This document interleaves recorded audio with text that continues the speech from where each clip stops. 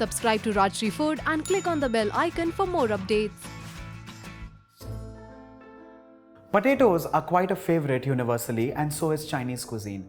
Today I'm bringing the goodness of both potatoes and Chinese and creating Kung Pao Potato Wedges. Hey guys, this is Varun Inamdar and welcome to Rajshri Food. Let's begin.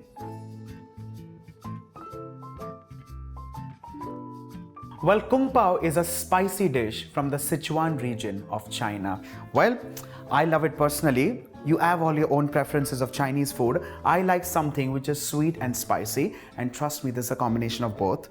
But in this case, the orange juice, which is actually the sweet and tangy quotient, is optional. I'm taking orange juice, of course, in a bigger bowl. To this, I'm adding in soy sauce. Of course, you can have your preferences of dark or light soya. With this, vinegar, because it's also a little tangy. To thicken all of the sauce beautifully together, I'm adding in corn starch. Let's mix all of this together. And this is a slurry that's actually going to form the base of your sauce. There are these categoric few ingredients that actually go in a Kung Pao.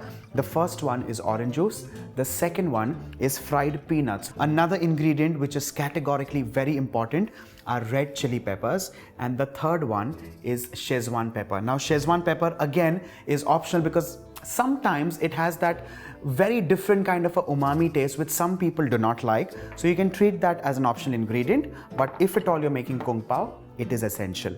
Last but not the least, leeks. Extremely important because trust me, the combination of leeks, Sichuan peppers or schezwan peppers, chilies and orange juice is just stunning. Well, heat the wok on high flame, and to this I'm adding in oil. Regular vegetable oil. Swirl it right across the pan, and while that's heating up, let's quickly slice in some ginger and garlic.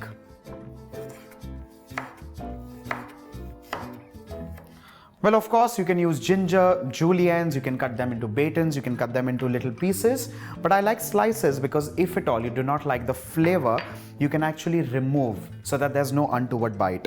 Along with this, I'm also going to slice some cloves of garlic. Once the garlic is sliced and ready, the next step is to move on to the leeks, and the leeks need to be cut into roundels and thick ones at that.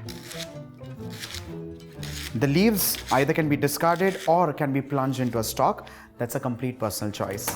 Well, here if you notice, the oil is kind of heated up. The first step is to add in sliced ginger along with garlic. Fry these till they're just kind of emitting the raw flavor and the raw aroma. Once that kind of goes off, we'll add in the leeks.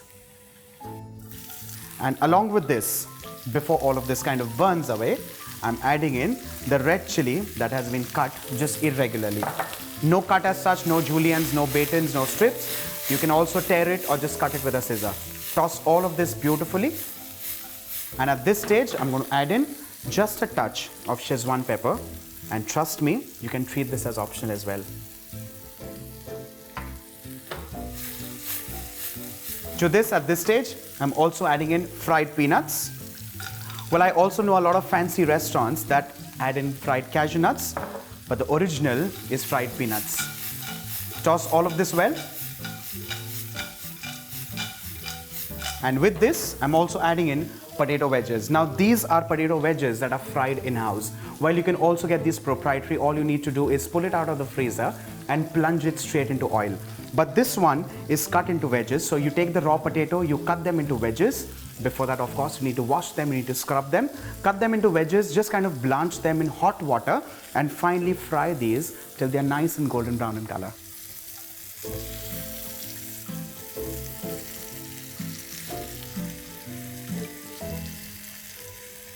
Toss all of this well.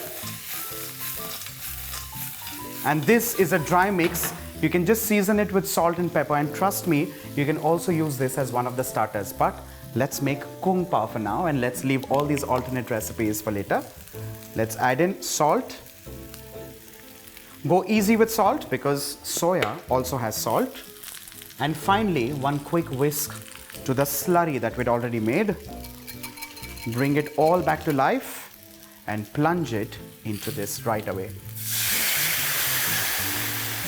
As soon as you add all of this beautiful starch into this, give it a swirl, give it a few tosses, and with this, the most beautiful Kung Pao potatoes are done and ready.